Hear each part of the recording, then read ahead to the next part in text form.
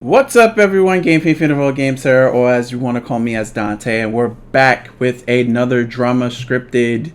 Even though this is late in the week, it's on a Tuesday. But how we start off with every drama scripted, we're going to start off with the ratings, and I put the dates next to the shows to avoid any confusion because this video is getting released on a Tuesday, so not to get confused with last night's Raw, which those ratings aren't out yet. But we have last week's Raw at 1.61 million viewers, NXT 2.0 with 587,000, AEW on the 19th with 103 million, SmackDown, the highest rated television wrestling show currently, with 2.26 million, Rampage with 594,000. And those are your ratings for all the wrestling shows last week. And now let's get in to the news.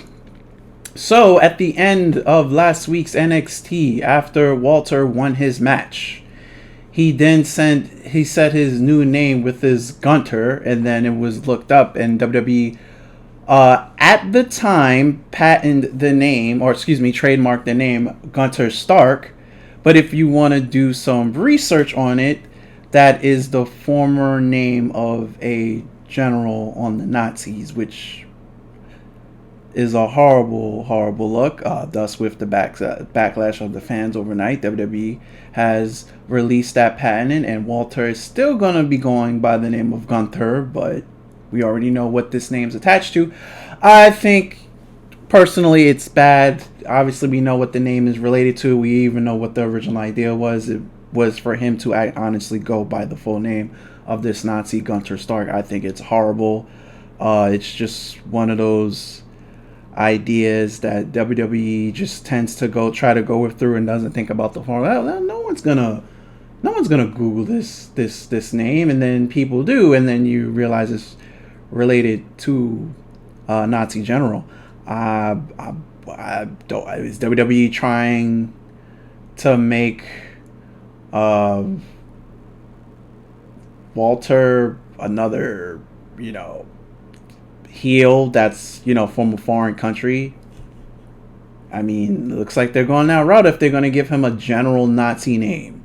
So I don't agree with it. I would say just he's done so much success off of his name Walter, and him being the longest UK champion, and NXT UK longest that champion, and then coming over to NXT and doing big things on USA NXT, and doing big things with the name Walter, just to do a name change for out of nowhere, and then all of the names that you could have picked or created, you picked the one of a Nazi shoulder. So I don't get what WWE is doing there. I don't agree with it, even though if they're just gonna call him by the first name. I still don't personally agree with it, but it's just WWE being WWE.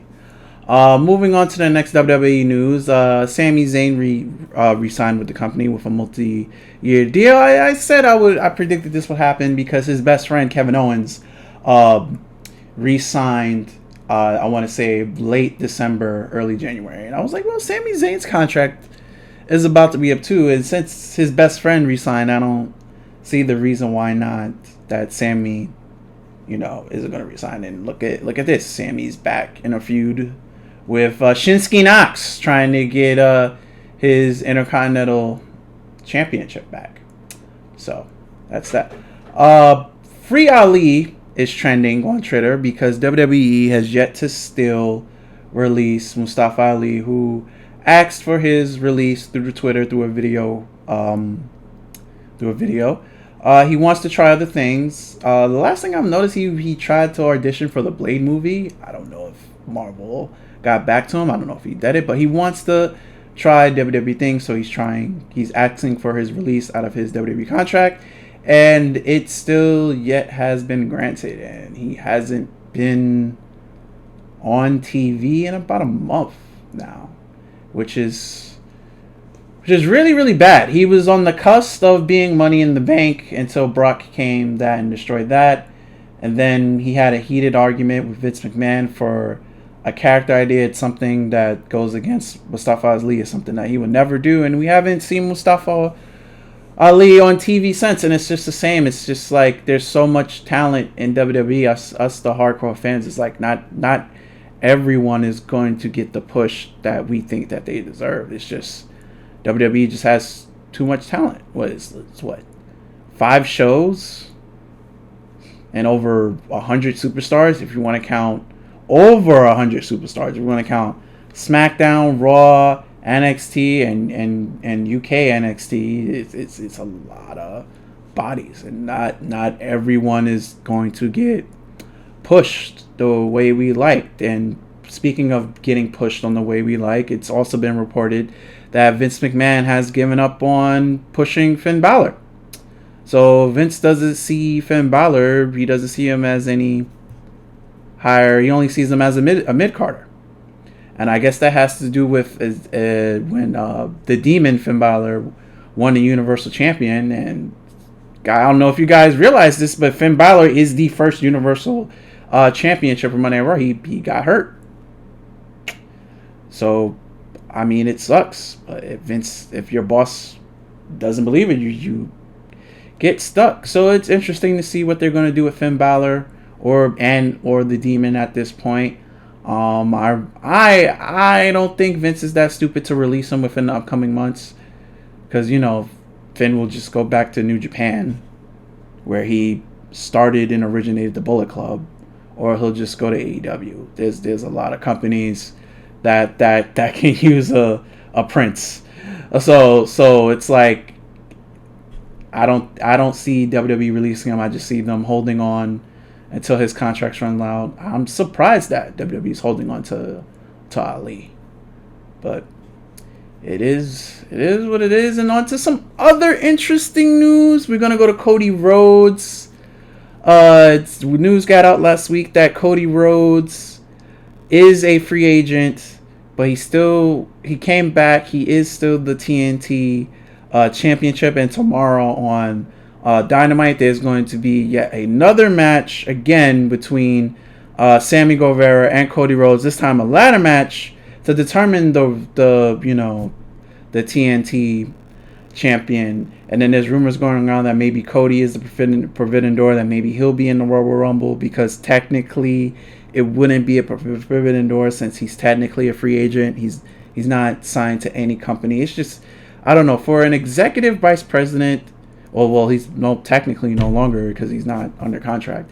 But for a former executive vice president of the rival company to not re-sign, and his contract expired the first week of January, and now he's just doing appearances. So I'm assuming he's getting paid per appearance.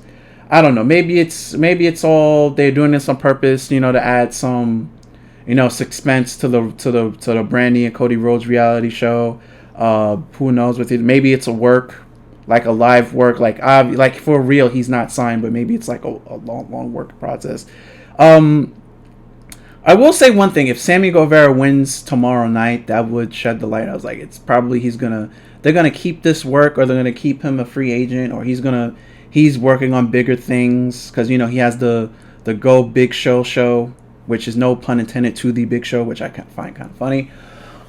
It's just an interesting time, and maybe he probably will show up on the Royal Rumble. This is the best part about wrestling. We never know with situations like this.